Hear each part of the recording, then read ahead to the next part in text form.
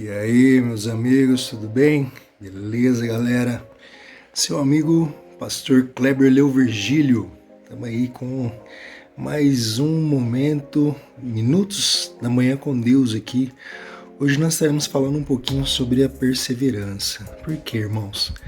Porque às vezes nos falta fé, às vezes nos falta energia, às vezes nos falta ânimo, entusiasmo para prosseguir, às vezes perante uma luta, uma dificuldade.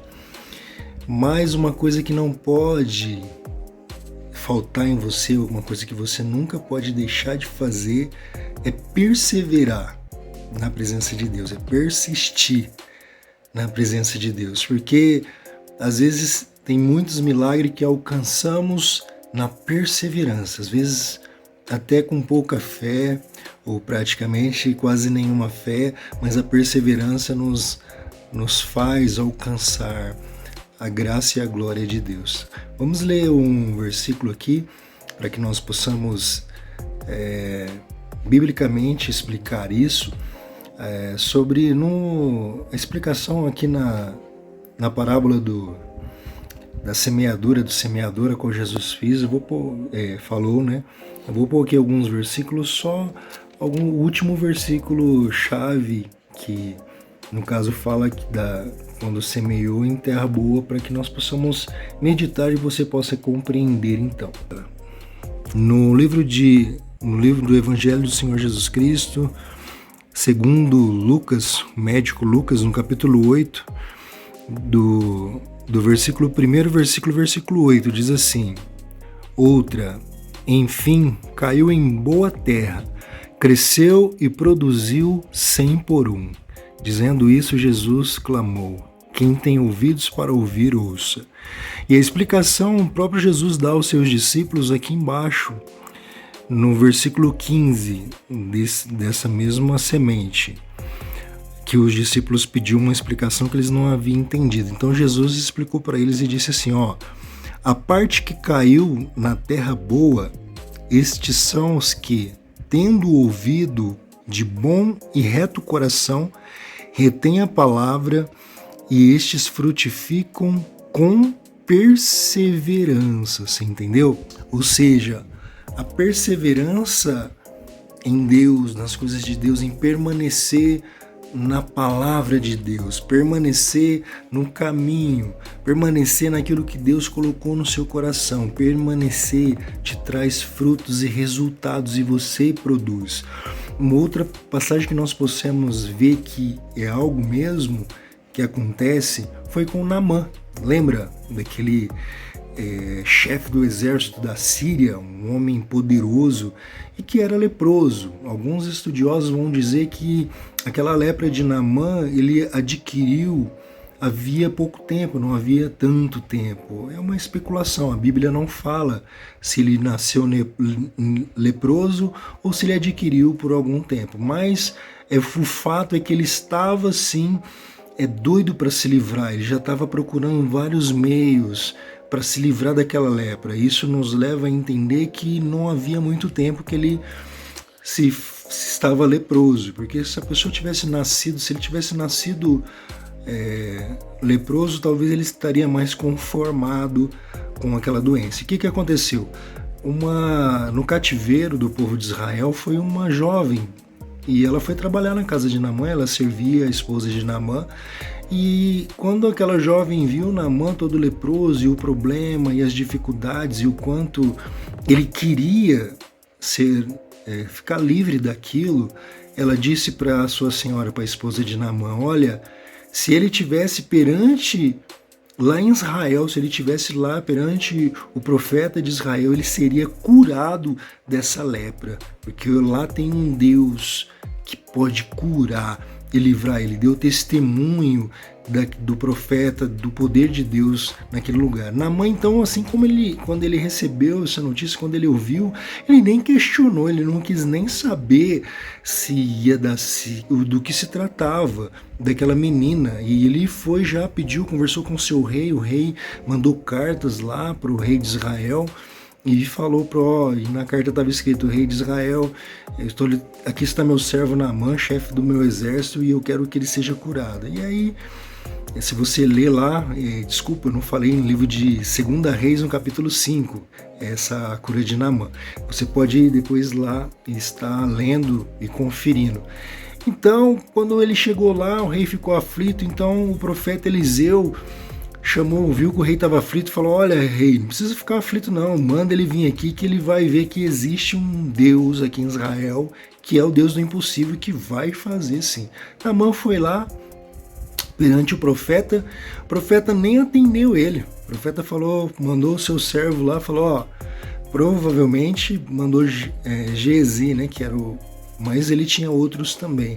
Mas Geazi era o que servia ele mais direto naquela época. Fala para ele que ele tem que se lavar no Rio Jordão por 7 vezes e ele ficará curado.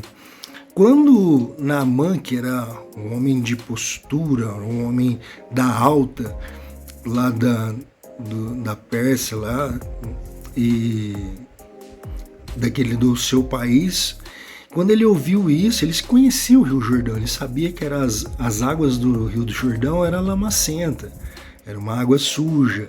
E ele falou: não, mas esse cara vai me mandar eu lavar, o profeta vai me mandar eu lavar bem nesse rio sujo aí, lá em Damasco, os rios em Damasco, rio Farfar, lá os rios são muito mais limpos, mais saudáveis, tem muito mais vida do que esse rio aqui, não. Onde já se viu isso? E ali nós notamos então que ele desistiu, ele recusou-se a ser curado devido àquela situação, ele não gostou daquilo. Então você vê que ali ele já perdeu toda a sua fé e não queria mais, não havia mais fé. Até antes poderia até ter tido a fé da parte de Naamã, mas a partir do momento que não foi segundo o que ele achou, o que ele queria, ele queria um espetáculo, mas Deus age de uma forma simples. Ele perdeu a fé e não queria mais, já estava indo embora, aí o seu servo chegou nele e falou: olha, meu senhor, se ele te mandasse fazer uma coisa difícil, o senhor não faria? Então vai lá, custa nada, vai lá, desce 7 vezes nesse rio aí, lava, e nós já vamos ver aí se há realmente Deus em Israel. E ele falou: então, o que você está falando? Vamos lá. Então, ele foi lá e lavou, se banhou, se desceu 7 vezes e foi curado. Então, nisso você observa que já não havia fé em Naamã para ele ser curado. Ele foi porque o servo dele falou: não custa nada, e lá ele foi. Então, com isso nós vemos que ele só foi curado porque ele obedeceu a palavra. Entendeu? Havia uma palavra de Deus para aquilo acontecer, que era ir ao Rio Jordão e descer 7 vezes. Ele teve que ir lá e perseverar em cima da palavra para acontecer um milagre. Então, o que nós vemos com isso é que, irmãos, persevere. Meu amigo, minha amiga, persevere. Tá difícil. Às vezes falta fé, poxa, eu não aguento mais, às vezes eu nem sei o que eu estou fazendo. Às vezes você para e pensa: poxa, nossa, será que Deus está me vendo? Será que Deus está ouvindo minhas orações? O momento está tão caótico, o momento da luta, da batalha, o deserto que você está passando, às vezes está tão complicado que às vezes você coloca dúvida no seu coração. Mas uma palavra eu tenho para você: persevere, continua.